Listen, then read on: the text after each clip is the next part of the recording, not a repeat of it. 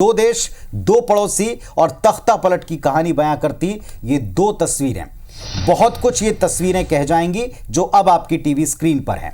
तो पहली तस्वीर इसमें बांग्लादेश की राजधानी ढाका की है, जहां आरक्षण के खिलाफ चल रहे छात्र आंदोलन ने उग्र रूप धारण कर लिया और इसके चलते सोमवार को प्रधानमंत्री शेख हसीना को इस्तीफा देकर देश छोड़ना पड़ा।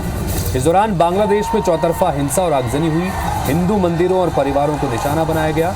जबकि दूसरी तस्वीर 2 साल पहले 8 जुलाई 2022 की है, जब श्रीलंका, एक और पड़ोसी मुल्क श्रीलंका की राजधानी कोलंबो में लोगों के विरोध के चलते राष्ट्रपति गोटाबाया राजपक्षे को भागने के लिए मजबूर होना पड़ा था। वहां ये हालात आर्थिक बदहाली के चलते बने थे।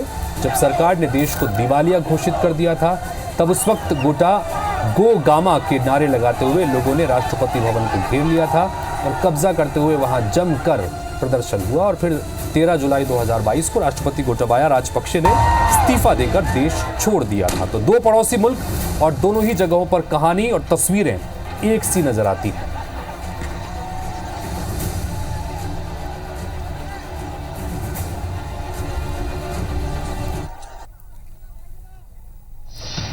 हालांकि हमारा देश बड़ा मजबूत है, हमारा देश बड़ा ही सशक्त है, ताकतवर है और जब बात देश की आती है तो फिर एकजुट होकर एक साथ खड़ा होता। लेकिन इस बार ये कोई दोमत नहीं है, ये कहने में कोई गुरेज नहीं है कि एक तरफ चीन, पाकिस्तान जैसे चालाक पड़ोसी हैं जिनकी चालों ने हमेशा भारत को चौकन्ना करके रखा है, तो दूसरी तरफ इन्हीं की चालों का हिस्सा होते हुए दो और पड़ोसी हैं, एक श्रीलंका और दूसरा अब बांग्लादेश, जिन्होंने अलग अलग दिशाओं में अशांत वातावरण, अस्थिर माहौल के बीच में भारत के लिए चुनौतियां बढ़ा दी हैं, जिसके बारे में आज सर्वदलीय बैठक समेत तमाम अलग अलग स्तरों के ऊपर शायद मंथन, चिंतन और रणनीति पर काम हो रहा है, ऐसा साफ तौर पर नजर आता है।